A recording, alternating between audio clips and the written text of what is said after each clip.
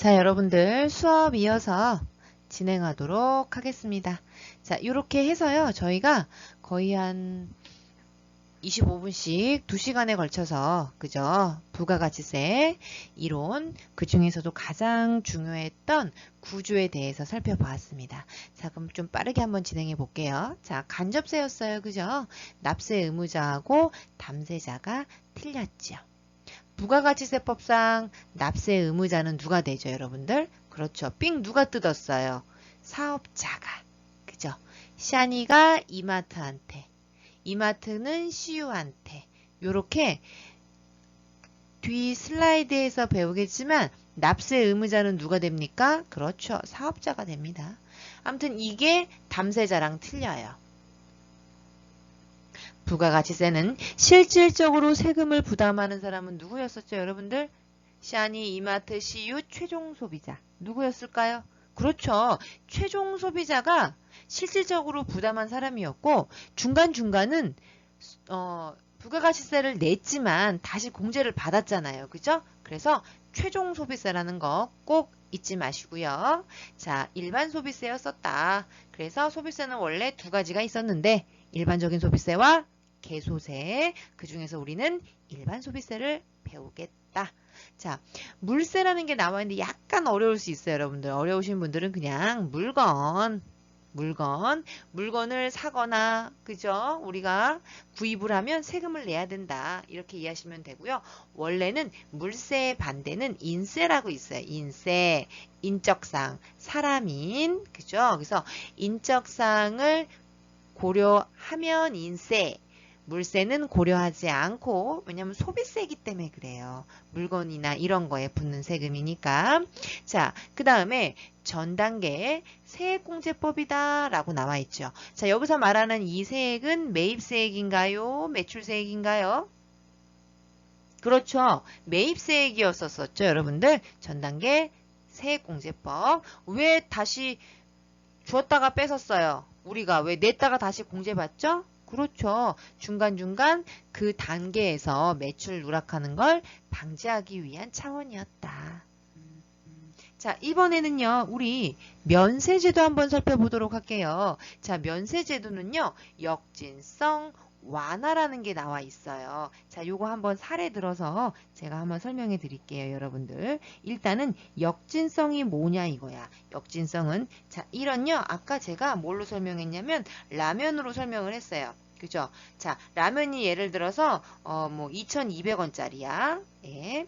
그러면 요 200원을 부가가치세라고 볼게요. 근데 문제는 뭐냐면 이 라면을 내가 사 먹어도 몇 퍼센트 내야 되고 10% 내야 되고 거지가 사 먹어도 10% 내야 되고 부자가 사 먹어도 몇 퍼센트 내야 돼요? 10%를 내야 되죠. 왜 그러냐면 우리나라 부가가치세는 무슨 세율이니까? 단일 세율이기 때문에 이런 문제가 발생합니다. 그러다 보니까 여러분들 그냥 부자는 조금 더 내도 되잖아. 그죠? 그렇게 안 돼요. 무조건 소비세는 단일 세율이라서 그러다 보니까 과세 형평에 어긋날 수 있죠. 과세 형평에 어긋나는 것을 뽀다구 있는 말로 역진성이라고 합니다. 요거를 조금 별표해 놓을까요? 다시 역진성이 뭐라고요? 과세 형평에 어긋나는 거. 왜 과세 형평에 어긋난다고요? 부가가치세는 10% 단일 세율이다 보니까 가난한 사람이 먹든 부자가 먹든 무조건 동일한 10%를 내야 돼요. 그러다 보니까 역진성이 발생하는 거죠. 그래서 이것을 완화시켜주는 목적으로 뭘 만들었냐면 면세라는 걸 만들었어요. 면세는 여러분들 정말 초중 소비자가 서민들이 꼭 있어야 되는 생활에 대한 생필품, 기초생필품 있죠, 여러분들? 진짜 이거 없으면 죽을 수도 있어. 그죠, 여러분들? 요런 것들은 무조건 면세 품목으로 해놨습니다. 대신 그냥 조금 뭐 없어도 되는 거고, 그죠? 돈이 있는 사람들만 할 수 있는 것들은 다 과세. 10%가 과세되는 것들 이렇게 살펴볼 거고요. 앞으로 또 뒤에 가시면 면세가 또 있을 거예요. 그거는 그때 가서 보도록 할게요. 자, 이제 마지막 소비지구 과세 원칙 가보도록 하겠습니다. 자, 제가 아까 2교시 때 급하게 마무리를 한 것 같은데 소비지구 과세 원칙은 요 위에다가 한번 써보도록 할게요. 아까 CU가 어디에다가 팔았었죠? 미국에다가 팔았었죠. 그래서 요 CU 입장에서는 생산한 나라, 그죠? 미국 입장에서는 소비한 나라가 되겠죠. 우리가 요 아까 2만원짜리 빵을 팔라고 했을 때, 이거 제가 쓴 거 아닙니다, 여러분들. 저절로 써주네. 뭐예요? 잠시만요.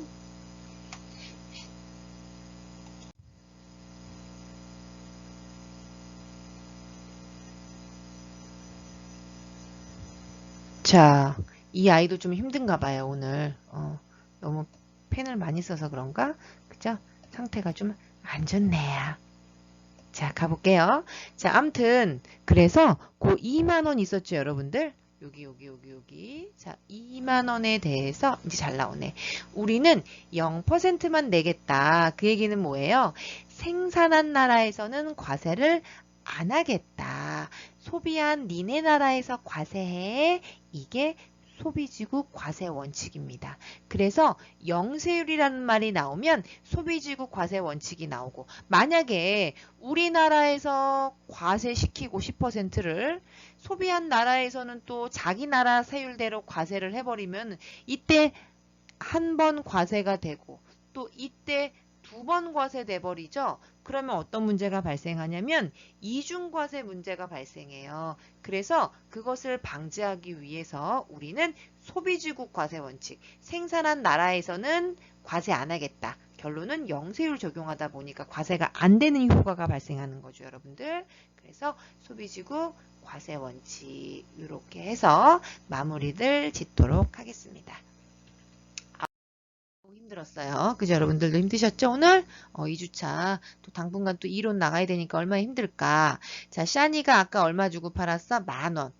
이때 10%삥 뜯었죠? 거래 징수하느냐고 1,000원. 자, 중요한 거. 요때 우리는 뭘 발행한다?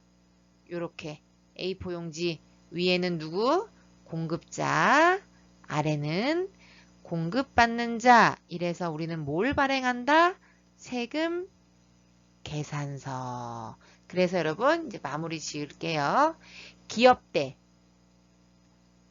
기업끼리 매출이 오고 갈 때는 무조건 세금 계산서 발행하는 게 원칙입니다. 끝.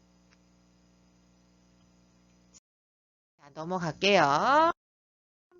영세율 구조도 살펴봤고요. 자, 이번엔 과세 대상 넘어가도록 하겠습니다. 여러분 이것도요, 용어를 살펴보면 어렵지 않아요. 세금을 어디에다가 부과하겠냐 이거야. 어디에다가. 우리 지금 세금 몇 퍼센트 세금 배우고 있어요? 그렇지. 10% 소비세 배우고 있잖아요. 과세 대상은 3개밖에 없어요. 재화의 공급, 용역의 공급, 재화의 수입. 완전 중요합니다. 헷갈리시면 여러분 재화를 물건, 상품 이렇게 이해하셔도 돼요. 그런데 여러분 교수님 왜 재화의 공급이라고 했나요? 그냥 상품의 공급, 제품의 공급 이러면 쉽잖아요. 왜 재화의 공급입니까? 그래서 준비했습니다. 자, 여러분들의 등을 박박 긁어주는 제가 있어야겠죠. 여러분 국가가요.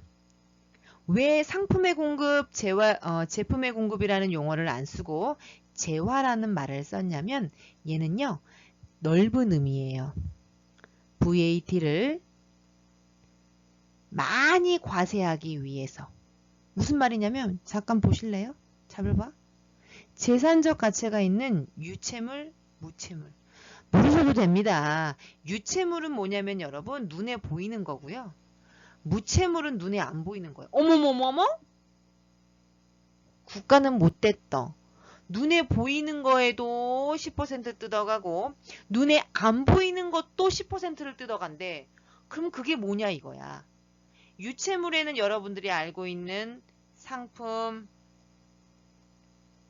제품 이런 것들이 여기 들어가고요. 눈에 안 보이는 것도 공급이 발생하면 10%를 과세하겠다. 그게 뭐냐면 여러분 도시가스 같은 거야. 와우. 여러분 도시가스도요. 무채물에 들어가서요. 도시가스 혹시 영수증 있나요? 나중에 한번 또 보여드릴게요. 문제 풀다 보면 이제 가스 영수증 나와. 그 다음 또 뭐 있게? 전기세. 전기세 영수증은 제가 문제 풀다가 우리 한번 보게 될 거예요. 얘네들은요. 상품 제품이 아니잖아요. 어머 소비세잖아. 그래서 이 무채물도 부가가치세 과세시켜야 되기 때문에 여러분 여기에 상품의 공급, 제품 이렇게 표시하지 않고 재화라는 넓은 의미를 사용하게 된 것입니다. 대신 여러분들 여기서 별표, 왕별표 조심하실 게 뭐가 있냐면 수도세 있죠. 수도세는요. 생필품이라서 면세입니다. 여기까지. 그래서 수도세는 10%를 안 내요. 여러분들 이번에 관리비 영수증 한번 확인해 보세요. 엄마한테 없으면 한번 달라고 한번 해보세요. 전기세하고 도시가스는 10%를 과세가 이루어지는데 수도세는 면세입니다. 모르셨죠? 자, 그럼 교수님 면세 외울 필요 없고요. 느낌에 아까 제가 말씀드렸듯이 기초생활을 하는데 없어서는 안 되는 아이들은 면세품이 많습니다. 병원, 학교 이런 거 있죠 여러분들? 이런 것들은 다 뭐예요? 면세입니다. 꼭 기억해 주세요. 그래서 상품, 제품이라고 한정지어서 쓰지 않고 재화라는 유채물과 무채물 넓은 광범위한 걸 사용했다. 자, 그럼 이제 또 뭘 볼 거냐면 여러분, 아니 그러면 왜 또 교수님 공급이라는 표현을 썼나요? 왜 우리 공급자, 공급받는 자 이렇게 표현했잖아요. 이것도 똑같은 개념이에요. 여러분 국가 입장에서는요. 부가가치세를 많이 뜯어가려면 범위를 한정 지으면 안 되겠죠. 딱 네가 상품을 매출 이렇게만 지어서는 안 돼요. 그럼 매출할 때만 과세가 이루어지겠죠. 보실래요 여러분? 매각, 뭔가를 팔았대. 건물을 매각했대. 그것도 공급으로 보는 거예요. 그래서 10%를 또 내야 돼요. 건물 같은 거 팔았을 때. 또는요. 증여. 이거 봐. 큰일이다. 그 다음에 그냥 자가사용. 와우. 이런 것들을 우리는 뭐라고 부르냐면 또 기회가 되면 다음 학기 때 또 배우겠지만 간주공급이라고 불러요. 간주공급.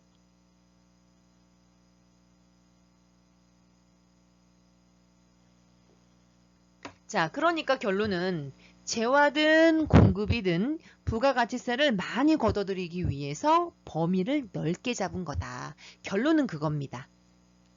매출자, 매입자라고 하지 않고 공급자라고 표현하는 것도 매각, 증여, 자가사용 이런 것들 다 싸잡아서 공급이라고 간주해서 부가가치세를 뜯어갈 거야 라는 의미입니다. 이해되셨죠? 넘어갑니다.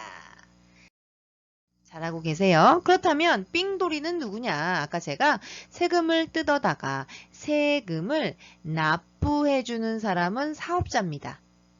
아까 했잖아요. 그지? 샤니, 이마트, CU가 납세 의무자입니다. 그래서 납세 의무자는요. 크게 과세사업자와 면세사업자로 나뉘고요. 여기서 말하는 과세는 세금을 부과하는 사업자단 뜻이야. 결론은 10%를 부과한다 그 뜻이죠. 그래서 이 과세사업자를요 또 두 개로 찢었습니다. 일반 과세자와 간이 과세자로 나눕니다. 여러분 저랑 저번 학기 때 기억나세요? 제가 영수증 모아오라고 했었죠. 그래서 국세청 어디 들어갔었죠? 홈택스에 들어가가지고 왜 이 사람이 일반인지 간인지 막 이런 거 확인했었잖아요 여러분들. 그죠? 그런 거예요. 그래서 크게 과세사업자는 부가가치세 삥돌이는 일반 과세자와 간이 과세자다. 그렇다면 또 일반은 또 쪼개져요. 어떻게? 개인과 법인으로 쪼개집니다. 아마 여러분들은 여기 법인 사업자에 취업을 하실 거고요. 뭐 창업을 하실 수도 있죠. 엄마가 또는 아버지가 조그만하게 음식점을 한다거나 아니면 뭐 문방구를 한다거나 이렇게 조그만하게 사업하실 수 있죠. 그거는 개인 사업자라고 합니다. 대신 간이과세자라고 나온 사업자가 있죠. 자, 얘는 중요합니다. 자, 간이는 뭐냐면 누구만 될 수 있어요? 절대 법인은 간이가 될 수 없고요. 개인 중에서 개인만 해당이 됩니다. 직전 1영년. 여러분 1영년이 그냥 작년 이렇게 이해하시면 될 것 같아요. 작년에 내가 번 돈이 공급 대가라는 게 나오는데 4,800만 원 미달 사업자입니다. 자, 그러면 여기서 또 우리는 뭘 정리를 하셔야 되냐면 공급 가액과 공급 대가를 별표를 하도록 할게요. 자, 좀만 참아주세요. 여러분 좀 고통스럽지 않나요? 그죠? 이론을 너무 많이 하면 여러분들 그래도 부가가치세는 잘 해놔야 돼. 지금 여기 펜 모양을 찾고 있어. 부가가치세를 잘 해놓으면 나중에 회사 가셔서 사랑받습니다. 공급 대가. 자, 가볼게요. 여러분 부가가치세 용어를 쓰다 보면 공급 가액이라는 말이 있고 공급 대가라는 용어가 나옵니다. 이거는 무조건 외워야 돼. 진짜. 공급 가액이라는 건 뭐냐면 여러분들 부가가치세 불포함 요거를 공급 가액이라고 부르고요. 공급 대가라는 개념은 부가가치세 포함이라는 개념입니다. 그래서 여러분 이 개념이 왜 중요하냐면 여러분들이 알고 있는 판매가 있죠. 더 쉽게 얘기해 드리자면 메뉴. 왜 메뉴판에 기록되어 있는 가격은 다 공급 대가로 기록되어 있어요. 그러니까 예를 들어서 내가 백다방에서 커피를 한 잔 마셨어요. 라떼를 2,500원 주고. 그럼 여러분 거기 2,500원 이라고 써져 있는 가격은 부가가치세가 포함되어 있는 가격이더라. 그래서 여러분들은 부가가치세가 포함되어 있었기 때문에 아 내가 그동안 살면서 10%를 이렇게 많이 내고 살았네 라는 걸 몰랐던 거야. 이해되셨죠? 뭘 기억해? 공급가의 공급 대가를 기억해라. 자, 그렇다면 다시 와서 그러면 교수님 예를 들어서 우리 왜 택배비 갑자기 오늘 반품이 와가지고 갑자기 택배비가 생각나네요. 2,500원 이걸 내가 부담한대. 그럼 이것도 뭐예요? 택배비 판매가란 뜻이에요. 그러면 무조건 이 금액에서 나누기 1.1을 하세요. 그러면 뭐가 나온다? 공급 가액이 나온다. 어떻게 보면 공급 가액은 순수한 나의 뭐가 돼요?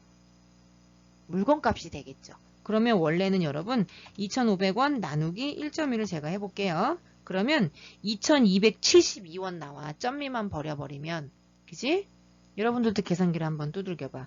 272 이렇게 나오죠. 그럼 요게 택배비고요. 나머지 뭐 227원 있죠? 요게 부가가치세가 된다. 그 뜻입니다. 그러니까 우리가 알고 있는 판매가라는 개념에는 부가가치 당연히 면세일 경우에는 제외가 될 것이고 부가가치세가 포함되어 있는 금액이라는 거. 그럼 여러분 생각해봐. 내가 간이과세자인데 아주 영세한 거야. 아니 부가가치세까지 포함시켜서 4,800만 원인데 1년은 몇 개월이죠? 11개월로 나눠봐. 자, 4,800만 원 나누기 12개월 하면 400만 원 정도밖에 매출이 없어요, 여러분. 이거 아니 여러분 이거는 적게 판 거지. 그러니까 아주 영세한 거예요. 아주 영세한 사업자. 그분들을 간이과세자라고 부릅니다. 되셨죠? 자, 그리고 넘어갈게요. 면세사업자는 뭐냐면 아까도 말씀드렸듯이 면세사업자는 역진성 완화가 목적이기 때문에 얘는 아예 그냥 면해주는 거죠. 기초생필품. 그래서 부가가치세법상 납세 의무자가 아닙니다. 여기까지. 그러면 부가가치세법상 사업자는 누구만 해당이 됩니까? 그렇죠. 과세사업자만 해당이 된다라는 거 꼭 기억해 주시고요. 자, 과세기간 살펴보도록 할게요. 힘드시죠? 화이팅 화이팅. 이제 얼마 안 남았어요, 여러분들. 자, 과세기간에 보시면 여러분들 일반 과세자 기준으로 갈게요. 자, 여기서 일반 과세자는 요 사람들. 왜냐하면 여러분들이 대부분 취업을 하시면 다 어디로 가요? 여기 일반 과세자로 가겠죠? 그래서 요 기준으로 가보도록 할게요. 자, 부가가치세법은요. 세금을 부과하는 기간이야. 어디 갔나? 자, 가볼게요. 찾았네. 세금을 부과하는 기간이 크게 1기와 2기로 나뉘어요. 그래서 딴 거는 모르겠고 여러분들 부가가치세법상 과세기간은 두 과세기간이라는 거 꼭 기억하세요. 4개 아니고요. 2개입니다. 1기와 2기. 6개월씩 나눠요.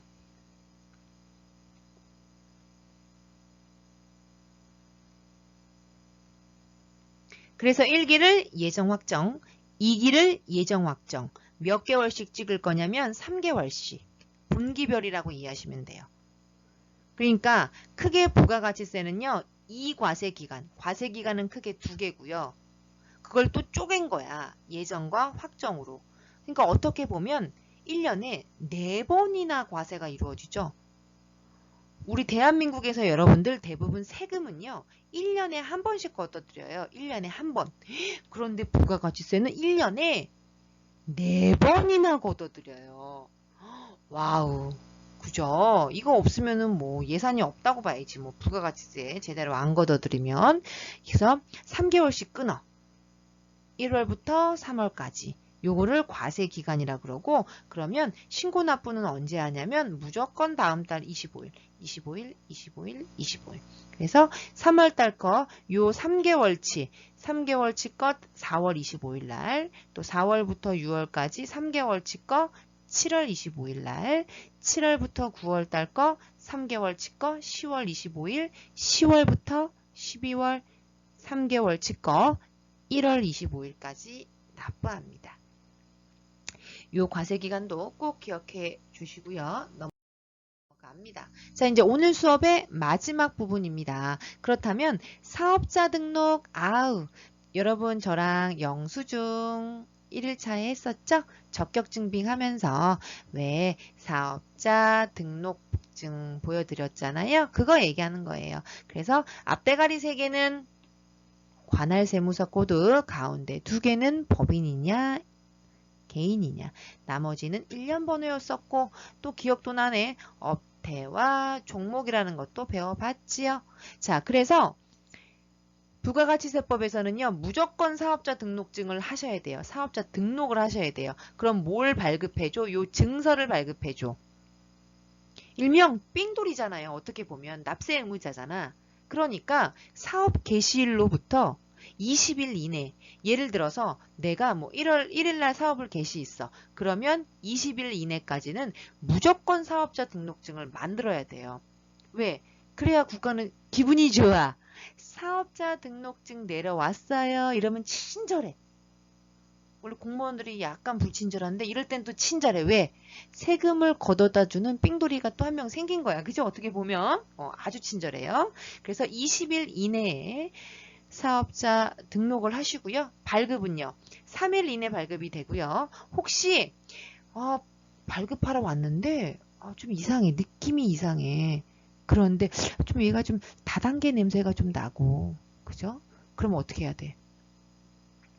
현장을 그죠? 실제 사무소가 있는지 없는지 확인을 해야 되잖아요. 이럴 경우에는 3일 가지고는 안 되죠. 5일을 연장해서 발급받을 수 있어요. 그러니까 무슨 말이냐면 어떤 사업자가 분명히 3일 전에 여기 와서 사업자 등록증을 내려왔는데 갑자기 저기 또 경기도 어디 가가지고 사업장을 또 낸 거야.